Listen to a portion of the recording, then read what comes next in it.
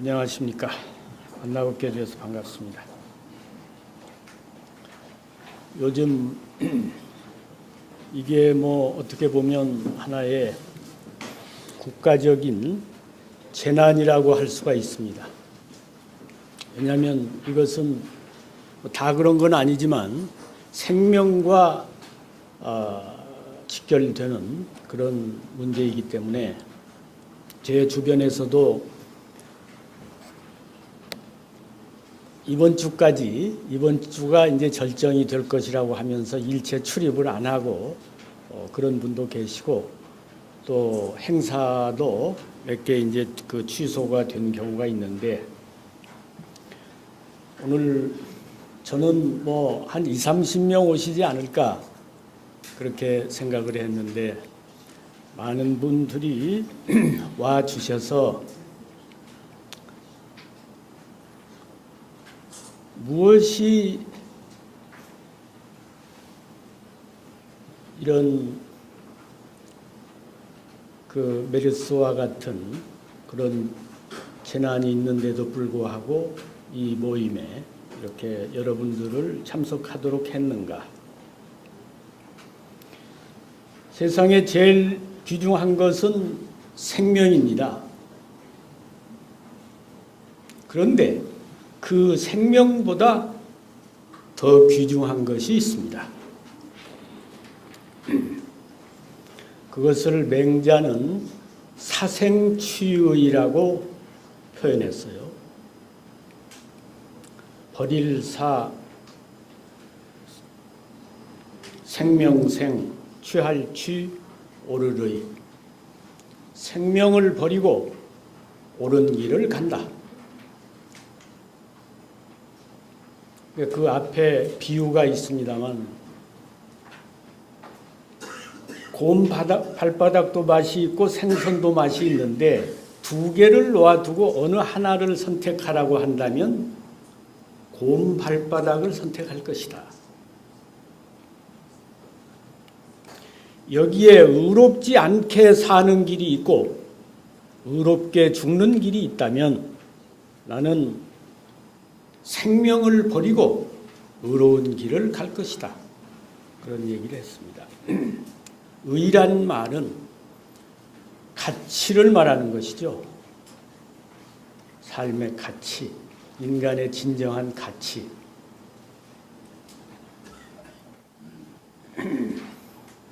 그러면 인간에게 있어서 가치라고 하는 것이 무엇이냐?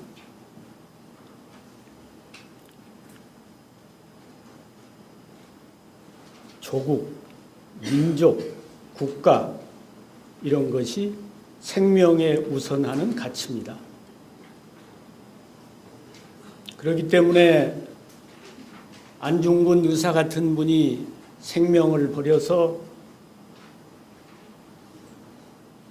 조국의 독립을 추구했던 것이죠. 그것은 안중근이라고 한 사람의 자연 생명보다 조국의 가치가 더 중요하기 때문에 그랬던 것입니다. 충무공 이순신이 목숨을 바쳐서 나라를 구했던 것도 자기 생명보다 국가의 가치가 더 소중하기 때문입니다. 그런데 국가와 민족과 같은 가치를 가지고 있는 것이 바로 역사입니다. 그런데 그 역사의 가치를 우리가 그동안 잘못된 역사 교육을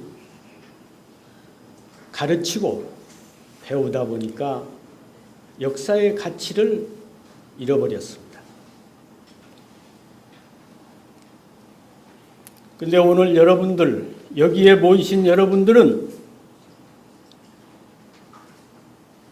메르스를 무릅쓰고 여기에 오신 여러분들은 역사의 중요성을, 역사의 가치를 아시는 분들이기 때문에 오늘 여기에 오셨다고 생각합니다.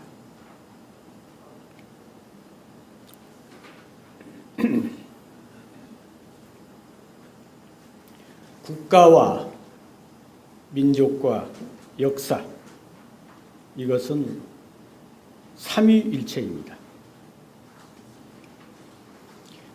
장관, 국회의원 이런 분들이 권력을 가질 때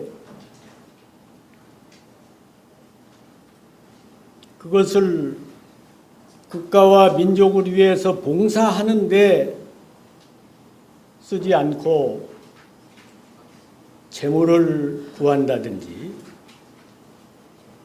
요즘 성완종 사태를 통해서 우리가 가까이는 경험한 바입니다만, 그것도 사실은 근본 원인을 따져보면 민족의식이나 역사의식이나 국가관이 결여된 데서 연유된 것입니다. 가령 율곡 이 선생, 장관을 5번을 지냈습니다. 49에 돌아갔는데 장관을 5번 지냈으면 벼슬을 많이 한 거 아닙니까? 그런데 49에 돌아갈 때 이제 정월달에 갑자기 돌아가셨습니다. 갑자기 돌아가시니까 집에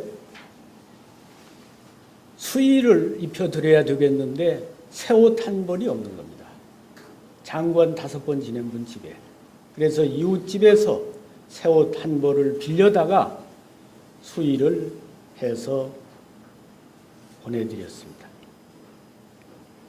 그리고 파주 율곡리, 태어나기는 강릉에서 태어났습니다만 강릉은 외갓집이고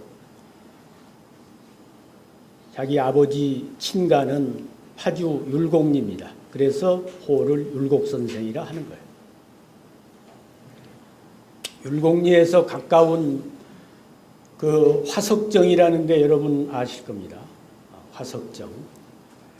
임진강가에 있는 곳인데 이제 벼슬을 하다가 물러나시면 화석정에 가서 공부를 하고 휴식을 취하고 그랬습니다.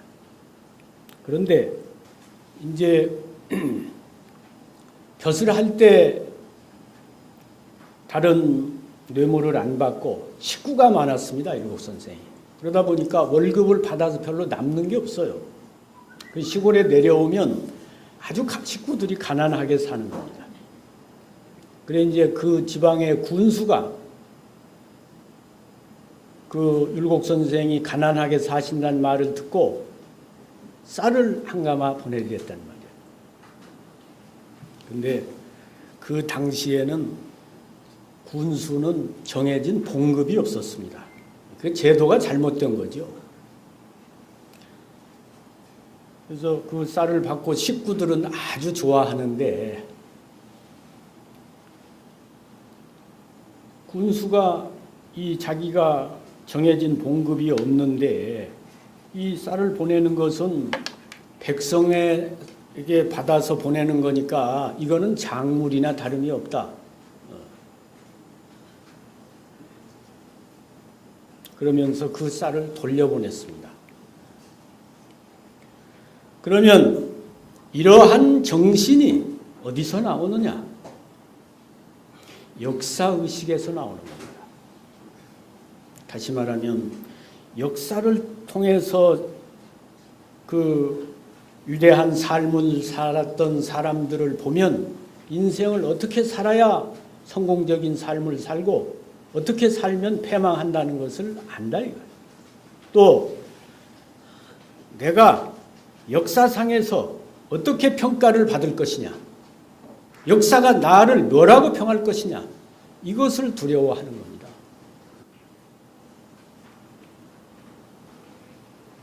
그렇기 때문에 오늘날 율곡 선생을 우리가 존경하는 겁니다. 그래서 저는 부패한 관료나 정치인들을 감옥에 보내고 그런 것이 능사가 아니고 그들이 바른 역사, 올바른 역사의식을 가질 수 있는 그런 체제를 만들어야 된다고 봅니다. 사실은 조선 왕조가 정통성도 없고 사실은 역사의식이 약한 왕조였습니다만 500년을 유지할 수 있었던 원동력은 경연입니다. 경연. 그래서 조선 왕조실록에 보면 임금이 조강, 아침에 강의 듣는 겁니다. 주강, 낮에 강의 듣는 겁니다. 석강, 저녁에 강의 듣는 거예요. 하루 종일 강의를 듣는 거예요. 그 임금만 공부합니까? 임금에게 가르치기 위해서 대신은 공부를 더 해야 되는 거 아니야. 이런 데서 민족의식, 역사의식, 국가관이 정립이 됐기 때문에 그 나라가 500년을 유지했던 겁니다. 70년 전에 잃어버린 국토와 민족을 되찾았습니다. 그러나 그때 일본이 망가뜨린 식민 역사, 그것은 광복이 되질 못하고 계승이 됐습니다. 광복이라는 말은 빛광 회복할 복 아닙니까? 우리가 나라를 찾았으면 국가를 되찾았으니까 뭐 권리를 되찾았다고 해서 권복이라고 하든지 다른 여러 가지 용어를 써야 될 텐데 어째서 나라를 되찾고 민족을 되찾은 것을 광복이라고 하느냐?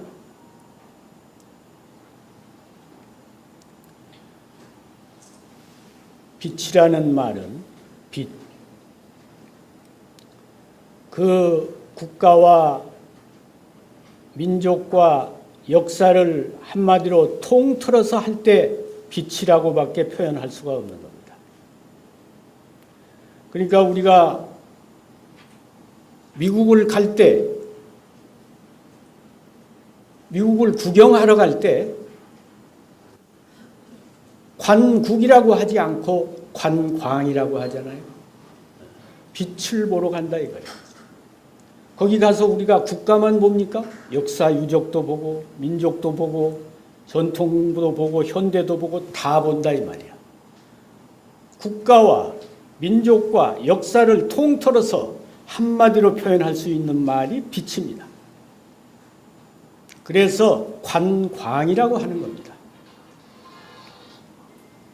그러면 우리가 온전한 광복이 되려면 국가와 민족과 역사를 온전히 되찾았을 때 이것이 광복인 것입니다. 그런데 지금 우리가 역사를 되찾았습니까?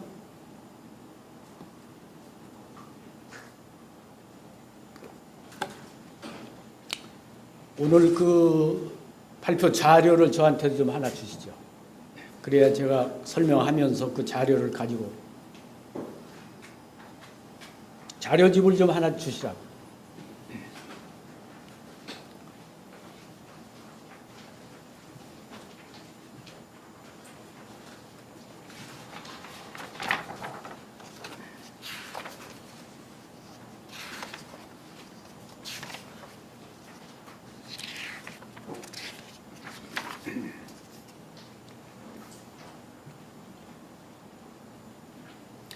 사 페이지에 보면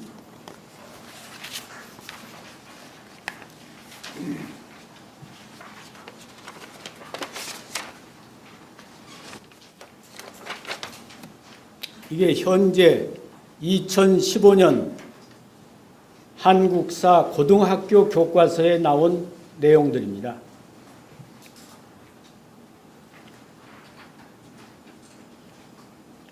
한국에서 발행되는 대부분의 국사 교과서에서 단군은 신화로 또는 항몽의 과정에서 민족의식을 고취시키기 위해 만들어진 이야기로 취급되고 있다. 가령 여자가 된 곰은 결혼할 상대가 없었으므로 신단수 아래에서 아기 갖기를 빌었다. 환웅이 잠시 변하여 아이를 낳았다.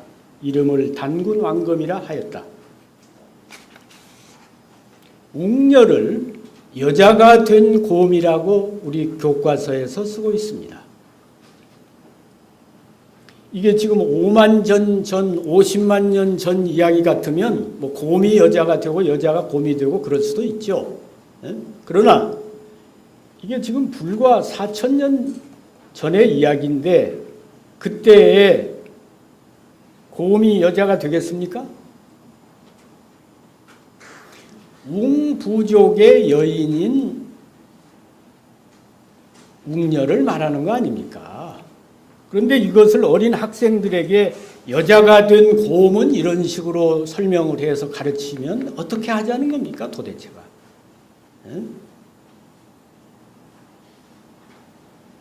이 당시에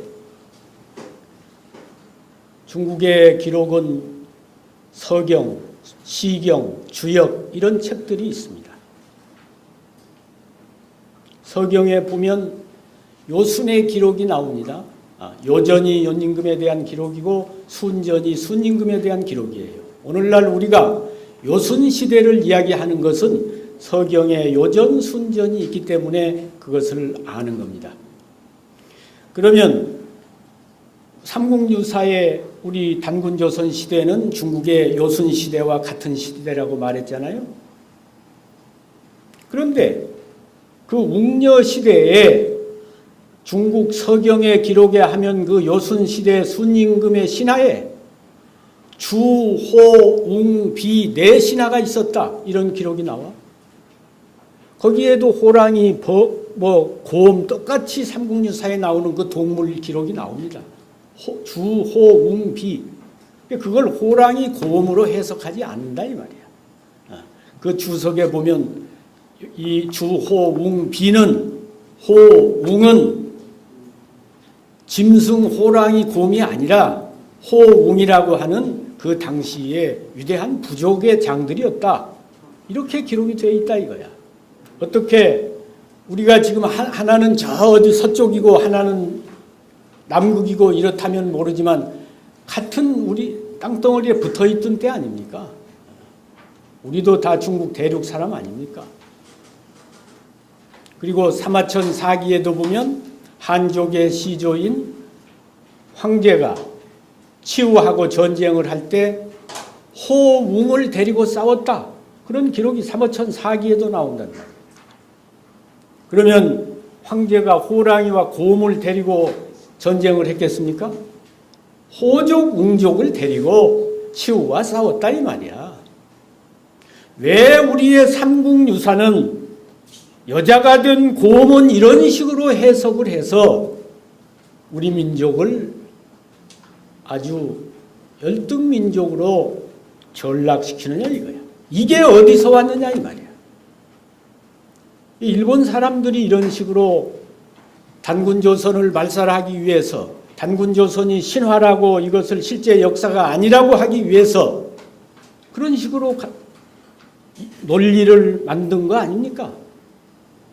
그러면 나라를 되찾고 민족을 되찾았으면 바로 우리의 역사를 되찾아야 그게 광복 아니냐 이 말이야.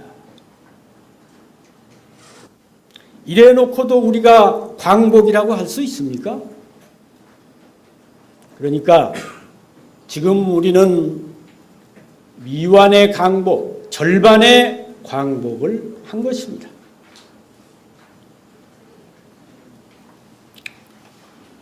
그리고 그것뿐만 아닙니다. 단군조선은 신화라고 했고 또 아예 신화라고 한 교과서가 있는가 하면 아예 고조선은 없었다. 그 다음 밑에 보십시오. 문헌 자료에 따르면 기원 전 시기에 만주와 한반도 일대에 고조선이라는 나라가 있었다고 한다. 있었다도 아닙니다. 있었다고 한다. 이게 무슨 저 남의 나라 별나라 이 얘기입니까?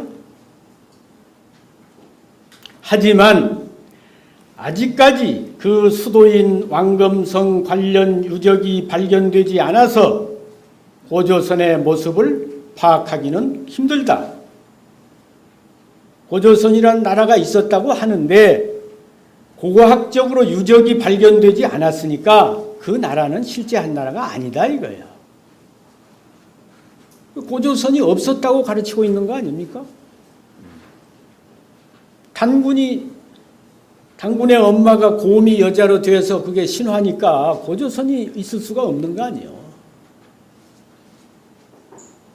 이것은 지학사에서 펴낸 2015년도판 고등학교 한국사 교과서의 고조선 조항에 나오는 내용입니다. 그리고 맨 아래쪽에 삼국유사에 나오는 기원 전 24세기라는 고조선의 건국 시기는 우리나라 역사의 유구성을 강조하려는 고려 사람들의 역사인식이 반영된 것이다. 실제로 고조선은 청동기 문화가 상당히 발달한 10세기 이후에 성립되었을 것이다.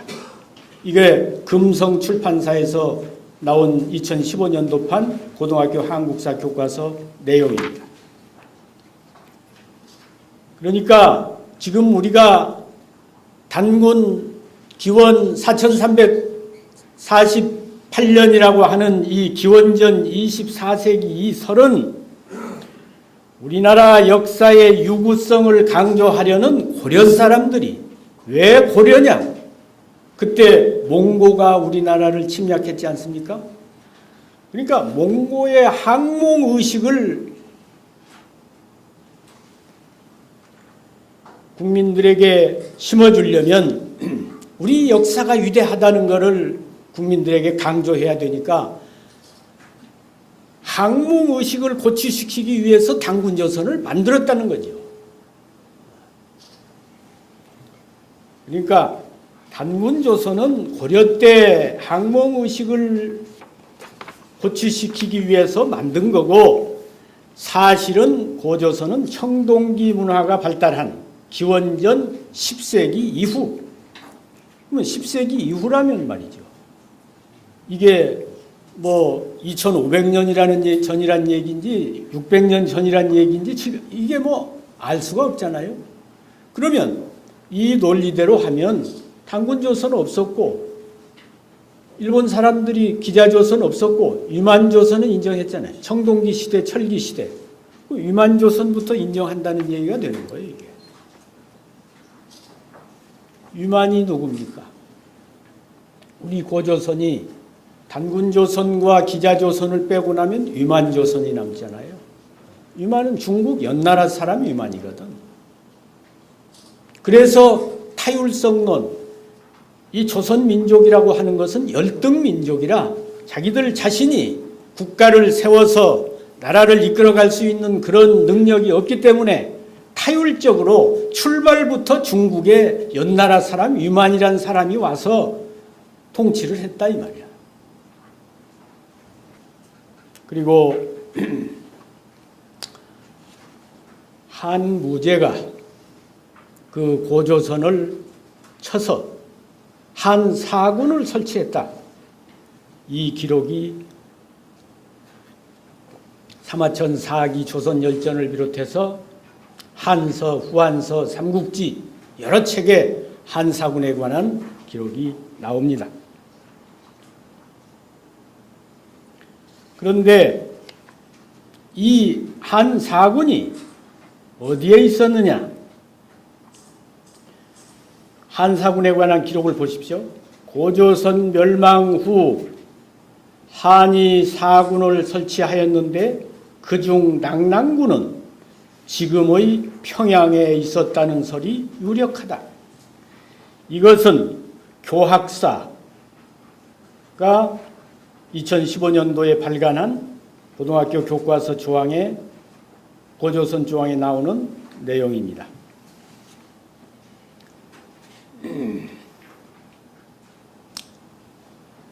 우리 역사가 바로 서려면 고조선과 낙랑이 바로 서야 됩니다. 왜? 이게 우리 역사의 뿌리니까.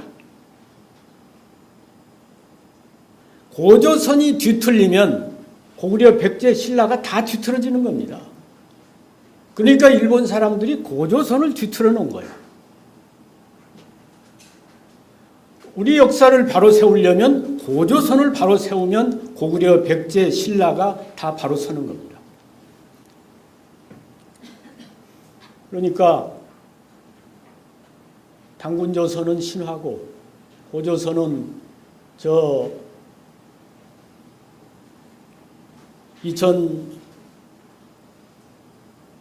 서기전 24세기에 있었다는 것은 그건 항몽의식을 조장하기 위해서 만든 거고 서기전 10세기 이후에 고조선이 세워졌다.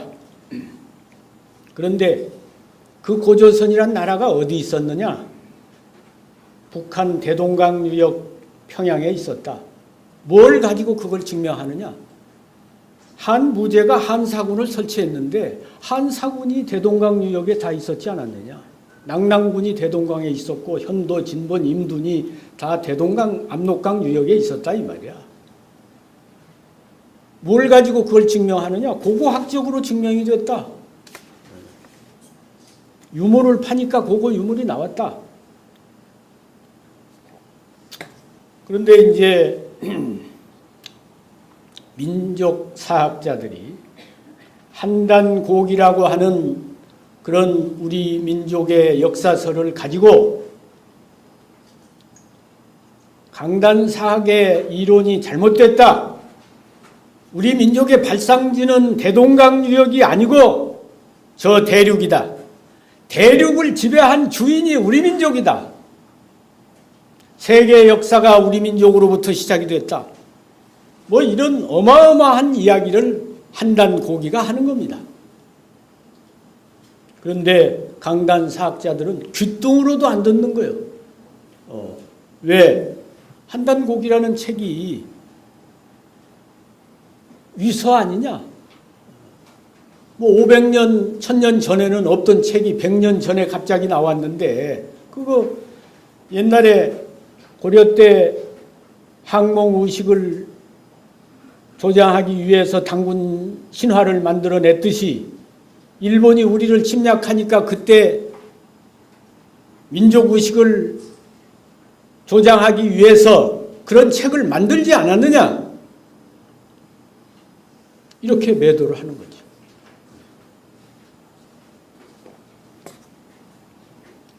그래서 단재 신채호 선생이나 유당 정인보 선생이나 이런 분들이 사실 우리 역사를 바로 세우기 위해서 많은 노력을 했습니다만 그런 고조선이 과연 발상지가 어디고 낙랑군이 대동강 유역이 아니라면 정확한 위치가 대륙 어디고 이것이 자료가 안 나온단 말이야. 그런데 지금 일본은 대동강 유역에서 낙랑 유물이 나왔다고 그걸 가지고 내세운다 이 말이야. 그걸 깰 수 있는 결정적인 그들이 말하는 실증 자료가 안 나온다 이 말이야.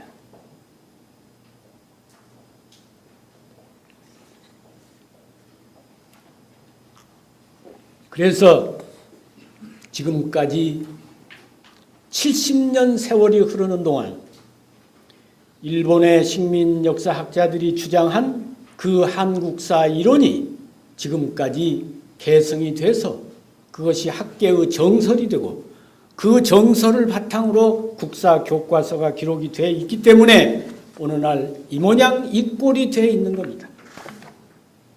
그래서 방법은 우리도 일본 사람들이 제가 볼 때는 낙랑 유물을 땅에서 발굴했다고 그거 가지고 큰 소리 치고 그러는데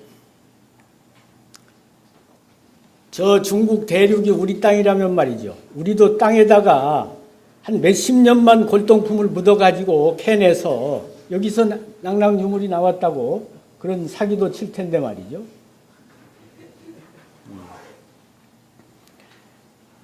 사실 고고유물이라고 하는 것은 99% 위조 조작이 가능합니다. 우리도 그런 걸 몰랐어요. 그런데 중국에 다니면 특히 이제 홍산문화유적지를 많이 가보았는데 처음에 갈 때는 못 모르고 거기 박물관에 진열된 유물이 다 진품으로 알았습니다. 그래가지고 그 박물관장한테 이제 관장은 안 나오고 부관장 정도가 접대를 하는데 그 유물 하나 갖고 싶다 그러면 뭐 안 되는 것처럼 하는데 밤중에 신문지에다 싸서 말이죠. 이제 가져오는데 나중에 가져와서 보면 그것도 가짜예요. 거기서 나온 여신묘에서 나온 그 여신상이 있어요. 흙으로 되어가지고 그 눈 알은 이제 없으니까 새로 만들어서 넣고 그랬는데 그거 우리는 처음에 다닐 때 그게 다 진짜인 줄 알았습니다. 근데 나중에 알고 보니까 진품은 중국 북경의 역사박물관에 다 가 있고 거기는 모조품들인 겁니다.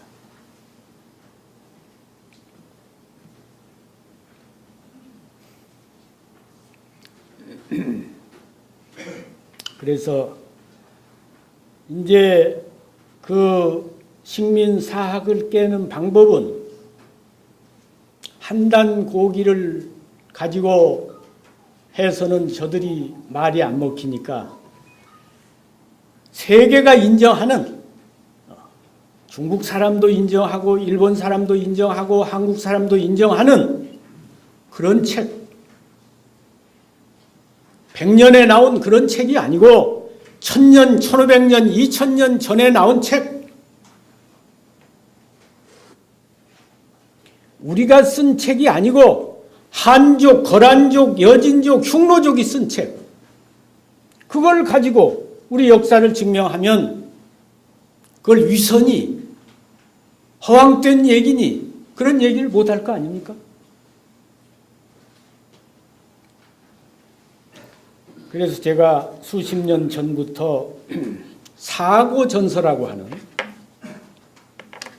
사고전서 책 이름입니다. 사는 사고 친다는 말이 아니고 1, 2, 3, 4 할 때 사 그리고 서고라는 고자 그리고 전서 총서란 말입니다. 왜 사고전서냐? 이 책은 청나라 건륭 황제 때 만든 책인데 서고를 4개를 만들어 놓고 큰 서고를 도서관을 4개를 만들어 놓은 거지. 중국 역사상에 건륭 황제 이전의 모든 문헌을 4 분야로 분류를 해서 경사자집으로 분류해가지고 경서류, 역사서류, 제자백가류, 문집류 이렇게 해서 4 서고에 분류를 해가지고 만든 책이 사고전서입니다. 근데 그 안에 들어있는 책이 8만 권이야. 그러니까 큰 도서관으로 하나의 책이.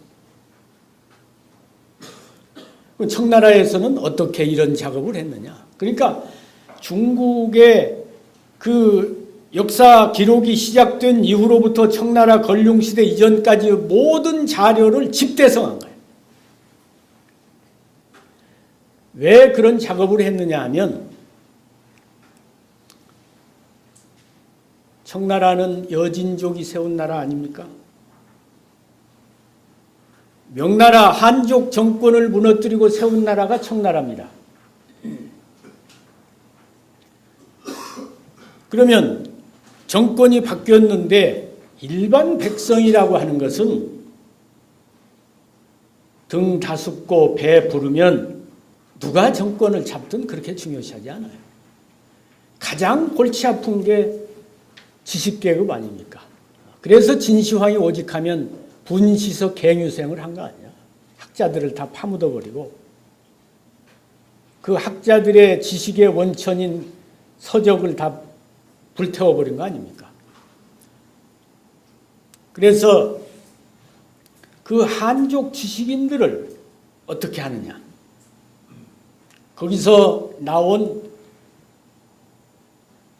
대안이 한족 학자 1000명을 특히 이제 좀 불평불만이 있고 그런 사람을 모았겠죠. 능력도 있고. 이런 학자 1000명을 모아가지고 아주 집을 한국정신문화연구원 제가 한 10년 있었는데 정말 잘 지었습니다. 그때만 해도 초도순 씨가 있었는데 1년마다 한 번씩 청와대에서 오면 수석 비서관들이 그랬어요.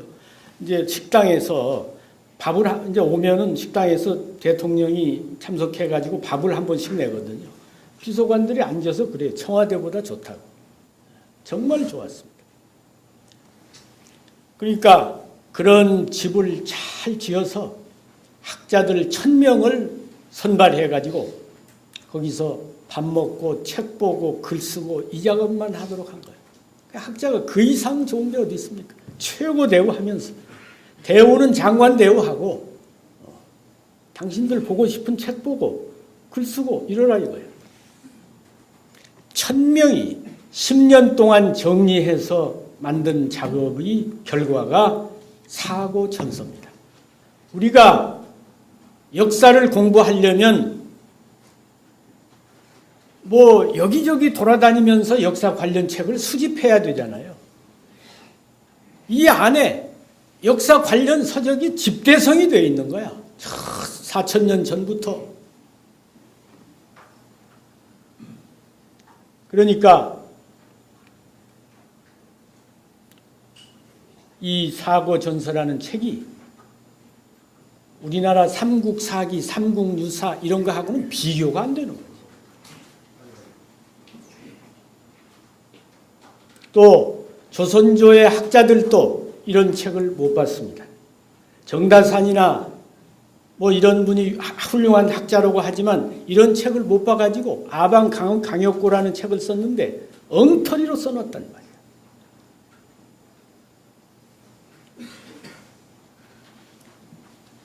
우리 조선 왕조에서 비교적 그래도 역사의식이 있고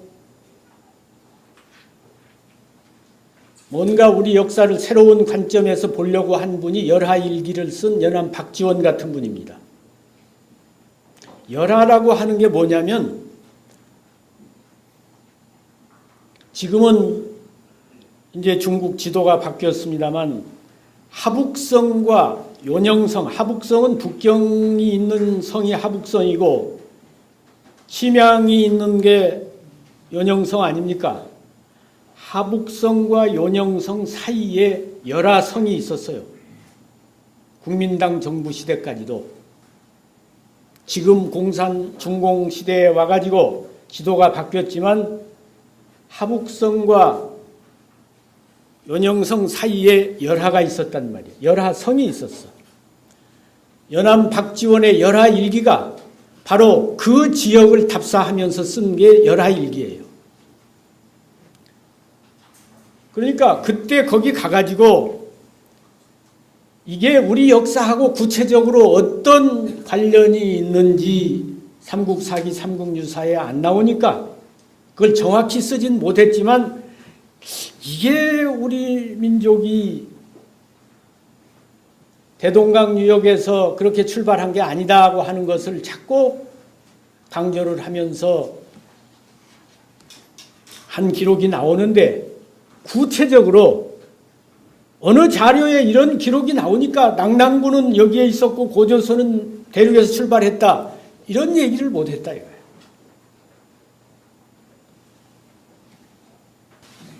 그러면 제가 그 사고전서를 통해서 어떠한 우리 역사의 새로운 자료들을 찾았느냐.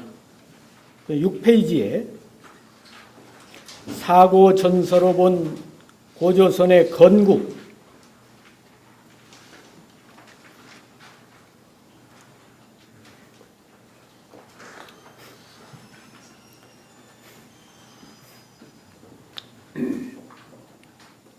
상고사를 연구하는 데 있어서 아주 중요한 자료가 금성문입니다. 금문이나 이런 종이나 비석이나 이런 데 글을 새긴 자료들이 아주 귀중한 거예요. 왜냐? 종이로 된 책들은 옛날에 붓으로 썼기 때문에 조선이란 글자가 나오면 그거를 선자를 잉어 이자로 바꿔버립니다. 에? 마을 이자를 밑으로 내려 긋어야 되는데 내려 긋는 걸 안 하고 그냥 긋다 말아버리면 잉어 이자가 돼버리잖아요. 조선이 조리가 된단 말이지. 조선 아침조자 옆에다 삼수변 하나 찍으면 아침조가 아니라 조수조가 돼버린단 말이야. 이렇게 해가지고 우리 역사를 너무 많이 왜곡했는데 금성문은 말이야. 종이라든지 뭐 큰 솥이라든지 이런 데다가 1000년, 2000년 전에 새겨놓은 것들은 그걸 깨버리기 전에는 고칠 수가 없잖아요. 비석도 마찬가지입니다. 그래서 이런 자료가 아주 중요한 겁니다. 사고전서에 보면 두로공 신도비문이라고 하는 것이 실려 있어요. 이 두로공이라고 한 사람이 어떤 사람이냐? 선비족 가운데 모용은이라는 사람이 있습니다. 모용선비. 왜 여러분들이 광개토왕 그 KBS에서 한 그걸 사극을 볼 때 모용황이 나오고 그러잖아요. 그 모용황의 후손 중에 모용은이라는 사람이 있는데 선비족의 귀족이었습니다. 그 사람 비문인데, 그러니까 그 사람의 비문이니까 지금으로부터 1500년 전입니다. 이거는 이성계가 세운 이시조선하고는 전혀 관계가 없어요. 그렇죠? 조선은 600년 전인데 1500년 전의 비문에 뭐라고 나오느냐? 7페이지에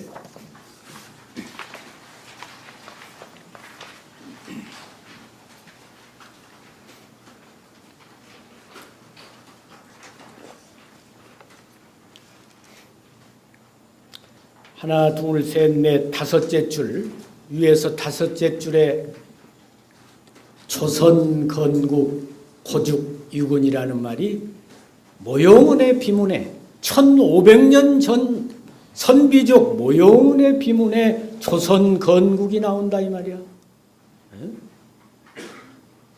아니 압록강 유역에 우리 한민족의 조상이 아니고 저 시라무랭강 유역에 하북성 지역에서 활동한 모용은의 비문에 조선 건국이 나온다는 말이야.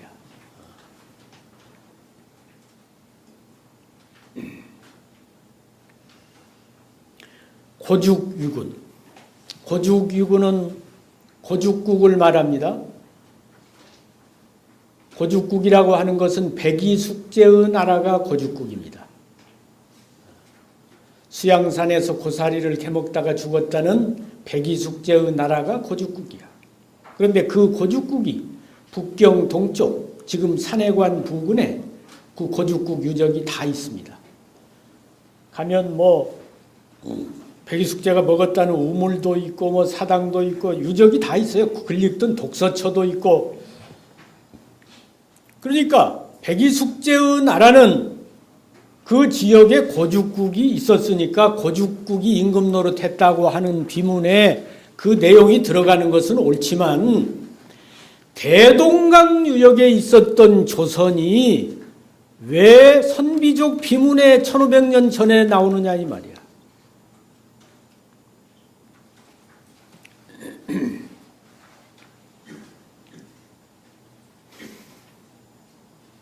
비문이라고 하는 것은 그 문체가 그렇습니다. 가령 율곡 선생에 대해서 비문을 쓰면 그분이 9번 장원 급제를 해가지고 시험을 봤는데 9번을 다 장원을 했잖아요. 28살에 첫 벼슬을 해서 장관을 5번 지내다가 49에 돌아갔다 이런 내용을 쓰는데 그 율곡 선생의 당시의 행적만 쓰는 게 아니고 저 뿌리부터 조상은 시조는 누구였고 중시조는 누구였고 그 조상의 내력을 다 쓰는 것이 비문의 체제입니다. 그러니까 모용원의 비문을 쓰자니까 모용은 어느 시대 사람이냐? 삼국시대 사람이야. 선비족이 그 연나라를 세운 건 삼국시대입니다. 그러니까 삼국시대 이야기만 쓰는 게 아니고 삼국시대는 거기에서 모용 선비족이 건국을 했지만 그 전에는 고죽국이 여기서 건국을 했었다. 그 전에는 고조선이 건국을 했다 이 말이야. 백이숙제 나라는 기록에 의하면 사마천 사기에 보면 당림금, 하은주, 은나라 때 제후국입니다. 고조선은 은나라보다 훨씬 이전 아닙니까? 만일에 고죽국이 먼저였다면 고죽위군이요 조선 건국이라 그랬겠지. 근데 맨 먼저 조선 건국입니다.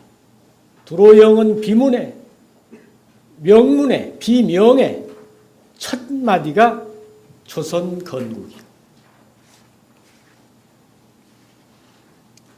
다른 100마디, 1000마디 말이 필요가 없습니다. 이 비문 하나면 고조선의 건국은 대동강 유역이 아니고 대륙의 북경 지역의 동쪽의 요서 지역이었다는 것이 확실하잖아요. 더 군 말이 필요가 없잖아요.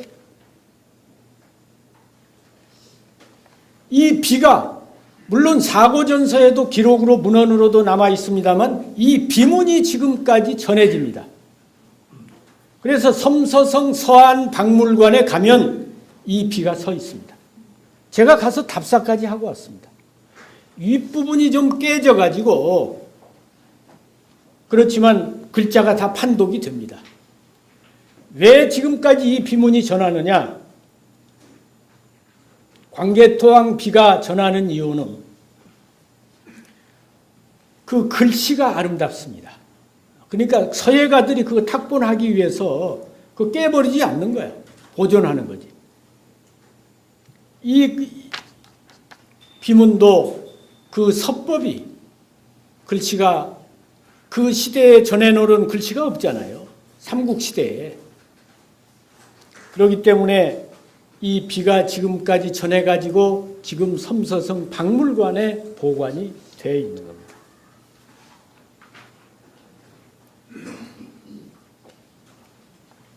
그러니까 이런 기록을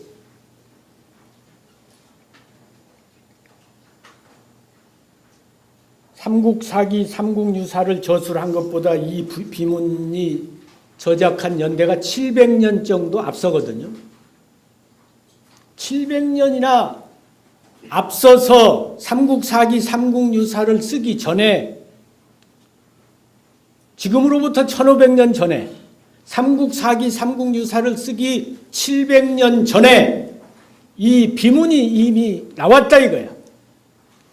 그러면 삼국사기, 삼국유사를 쓸 때 이런 비문 내용을 인용했다면 대동강 낙랑설은 나올 수가 없는 거죠.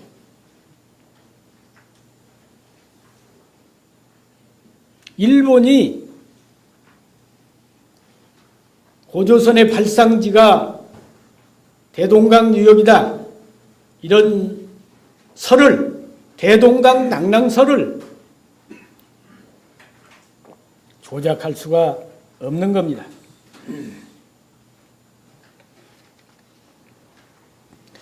그동안 대동강 유역에서 고조선이 출발했다고 하니까 수도도 거기 있었다, 한사군의 낙랑군도 거기 있었다, 전부 그거는 그런 논리가 될 수밖에 없는 거 아닙니까?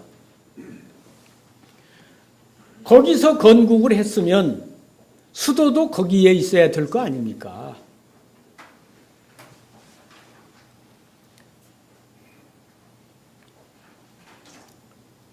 그러면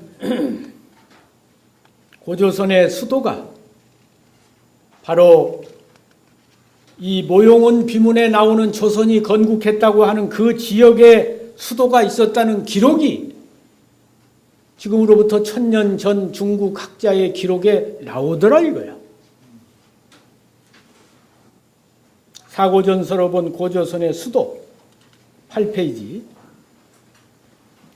여기에 보면 송나라 때 낙사라는 사람 930년부터 1007년까지 생존했던 사람인데, 그 사람이 태평환욱기라는 책을 썼습니다.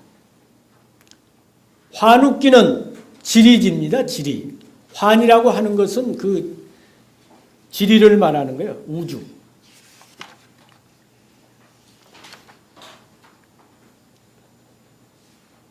거기에 송나라 때는 지금처럼 중국을 도체제로 갔습니다.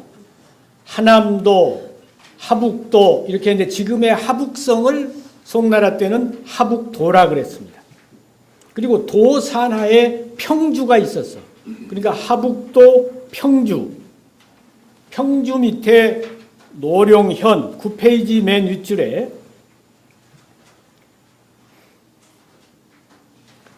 송나라 때 하북도, 평주, 주는 오늘날 시에 해당하죠. 도 밑에 시가 있잖아요. 시 밑에 군이 있지 않습니까?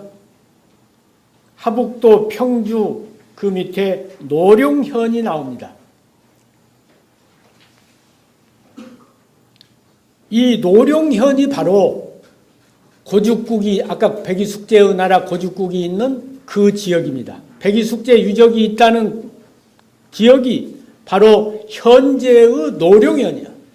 중국 지도에 노룡현이 나와요. 여기 지금 교과서에서 배우지 못한 우리 역사라든가 잃어버린 상고사 되찾은 고조선에 다 지도가 나와 있습니다. 노룡현이 하북성 동쪽 산해관 부근 현재 진왕도시 거기에 노룡현이 있습니다. 북경 동쪽입니다. 거기에 조선성이 있다. 조선성이 나오고 고죽성이 나오고 요서성이 있다. 이런 기록이 있는 거예요. 고죽성, 조선성. 아까 그 비문에서 조선 건국이고 조선이 건국을 했고 고죽국이 거기서 임금 노릇했다 그랬잖아요. 그러니까 그 유적이 남아 있어야 될 거 아니야. 송나라 때까지 고죽국이 있었던 유적으로서 고죽성이 남아 있고 고조선 유적으로서 조선성이 남아 있었다 이거야. 이거보다 더 명명백백한 근거가 어디 있습니까? 아까 그 비문 내용하고 정확히 맞아떨어지지 않습니까? 거기서 건국을 했으니까 조선의 수도가 거기 있는 게 맞는 거죠. 고죽국 옆에 있다고 그랬잖아요.